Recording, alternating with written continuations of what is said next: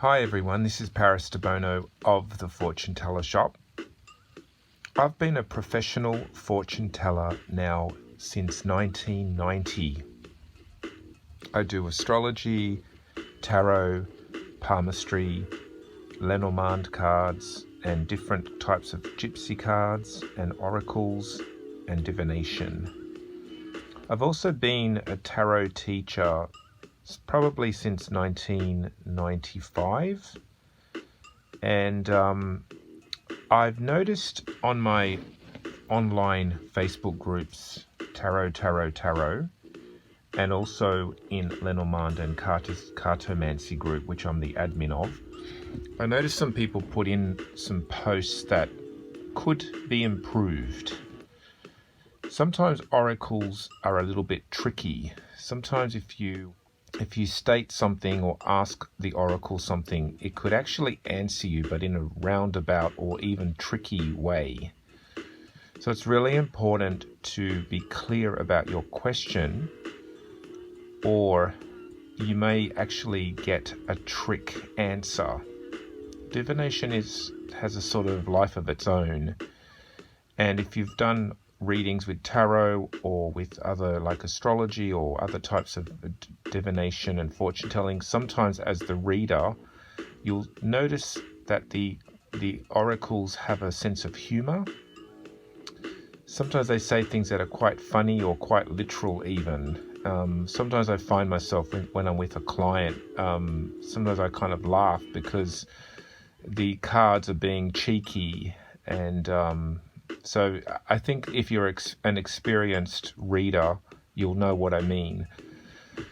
But anyway, so I've noticed some posts in the groups, Facebook groups, that can be kind of misconstrued. Here's one that I found, and it says here, any chance to be a doctor? So if you look at the way the question was asked, any chance. So in life, there's always a chance. There's a chance that I could become the president of the United States. It's probably a very tiny chance, but it is a chance. So saying any chance is not a good way to ask a question. A better way to ask this question would be, will I be a doctor in the next 5 years? Because now what I've done is I've asked a direct question, will I be a doctor? And I've given a time frame in the next 5 years. That would be better than saying any chance to be a doctor. And or will I ever is another one that people get stuck on. If you say will I ever is a long time. So if you say something like will I ever fall in love or will I ever get married, you might get married when you're 99 and then die the next day. So it would be better to say, will I get married in the next, say, 2 years? And even add to that, if not, why not? Because then it puts you in the driver's seat and it gives you a call to action. So if your cards say, no, you will not get married in the next 2 years, then you can do something about it. Okay? Now I see another post and it says here, hi, I am new. Thank you for the ad. I have been watching YouTube trying to learn more about the cards and looked at the book, but would be very interested to hear some feedback. I just pulled 3 on before, now and future on the major cards about what had generally been going on in my life. So this person obviously is trying to learn. They're new to the group as well. So it looks like they've pulled 3 major cards only using the majors, which is fine. And 3 cards is a good amount, especially for a beginner. And they've also read the card. They've also laid out the cards upright, which is also, I would recommend as a beginner, you learn the upright meanings. However, where they've got a problem is they've not asked a specific question. So they've said, I have just pulled 3 cards on before, now and future, their life in general. Now, how that could be improved is if they asked the future, past, present, and future on their love life, or their career, or their money, or their family. So for example, I want to know the past, present, and future of my love life. And when I say future, I mean the next 12 months. So that would help define the time scale and also define the area of life. When you just say on my future, it's just too open-ended. The cards might be picking up on your money, but because you're not thinking of money, you might start thinking it's talking about your love life. So it's better to be specific. Okay, here's another one. We have another post. Anyone care to give me their interpretation? Okay. Well, first of all, as a beginner, these cards are not recommended for a beginner because they are too arty and they're not at all traditional in any way related to the Rider-Waite system. So that's already a bit of a back step for a beginner because it's a system that is not kind of universally used or common. Okay, so anyone care to give me their interpretation? Well, what is the question? What is the context? Interpretation of your love life, perhaps your career, your finances. There's no specific context. Now, the other thing that I would say is, why is this person reading the cards upside down when they're just a beginner? It's like reading the alphabet backwards when you're in kindergarten. Why would you teach a child to read the alphabet backwards when they haven't read it and learned it forward properly? So that's another tip for that one. Get a proper deck, get a Rider-Waite deck. That's what I would just recommend, so you can learn the fundamentals. I'm not a big fan of Rider-Waite, by the way, but it is a very, very good system, and it's the basic system that pretty much every other modern tarot card deck is based on. Now here's another post. Hi, anyone could please interpret this? So, first of all, again, we do not have a context. Interpret it for who? Is it for the Queen of England? Is it for who? Who's it for? Is it for your mother? Is it for yourself? You've got to give us a clear context. The other thing I would say is there's too many cards. 1, 2, 3, 4, 5, 6, 7. 5 is a nice bite size amount, so I would have probably chosen 5. And again, we have reversals. As a tarot teacher, I do not recommend beginners start throwing reversals up because they need to learn the upright meanings first. Do reversals after 2 years of learning them upright. We have another one here. What does this combination tell you? Well, without a context, it could say many things.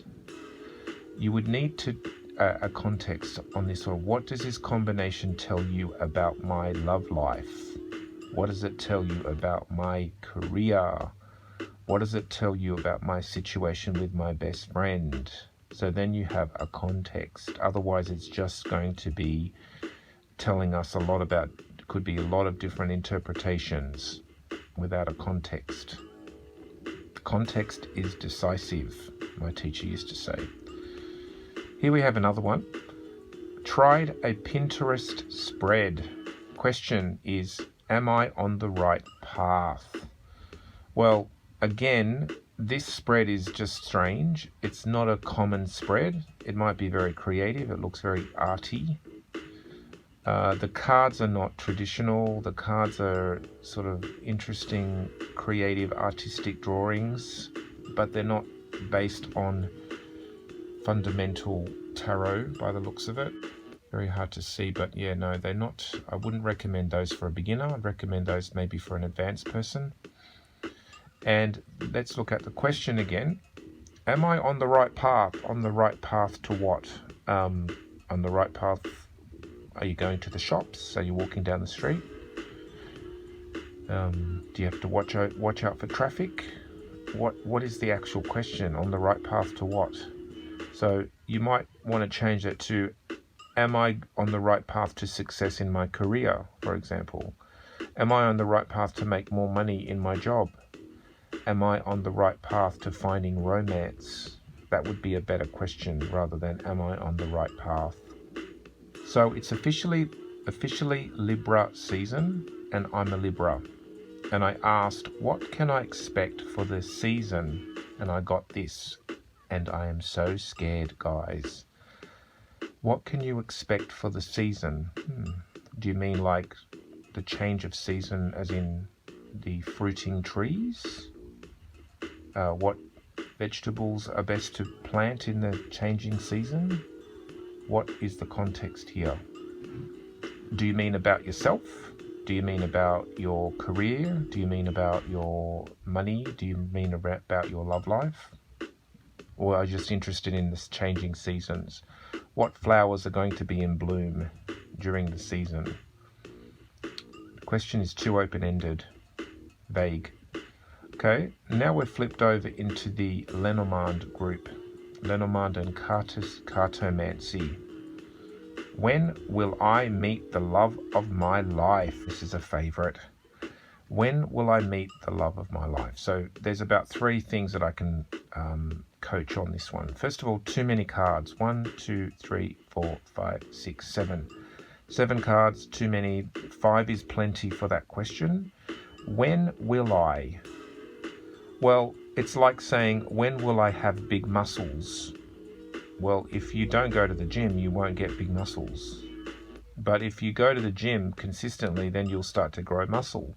Same with love. If you start dating and being active about meeting someone, you're likely to meet someone. If you sit back on the couch waiting, then the when will I will take a long, long time. When will I meet the love of my life? Well, what does the love of your life mean? Does that mean a marriage? When will you get married? Or when will you have a fling? You might have the love of your life who might be someone who's not available. So the love of my life is a bit of a cliche. Perhaps the better way of asking this one would have been, will I meet someone who will become a serious relationship, long-term relationship, in the next 2 years? And if not, what can I do about making this happen? You do have a say in your future, by the way. The future is not waiting to happen to you. You have to actually go out there and create it and connect with it and make it happen. So if you want to meet someone that you're going to be in a relationship, you might have to start dating. It's really interesting to me as a fortune teller, psychic reader, when I have a client, usually it's a female client, and I tell her if she wants to meet someone or have a relationship or a love affair, she has to start dating. You have to go out and meet people. And I can't tell you how many times people, women in particular, are just horrified by the idea of dating. Dating is supposed to be fun. It's supposed to be exciting. It's supposed to be an adventure. I think women in particular, men do it too, but most of the time I see it with women that they come to a fortune teller or a tarot reader or whoever, a psychic reader, and they expect us to predict someone for them while they do nothing about it. It doesn't happen that way.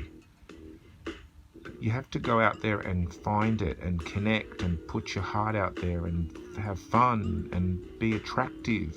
You can't sit at home or work 24 hours a day and expect a fortune teller to predict a man for you or a partner for you. I can't tell you how many times people are horrified that I would even suggest they go dating. It's quite amazing. That was a short reading on how to improve your tarot and Lenormand spreads. I hope that's helped. So basically, to summarize, do short spreads, like 3 cards, 5 cards, only read upright, ask specific questions, put a time in your question, like will it happen in the next 2 years, 5 years, whatever, but just put a time frame to help you frame the actual question, and keep your questions clear and simple. Give your questions a context. Give them a topic. A context. Will I be successful in my career? Will I be successful in my relationship? Not will I ever have success. This is Paris Debono of the Fortune Teller Shop.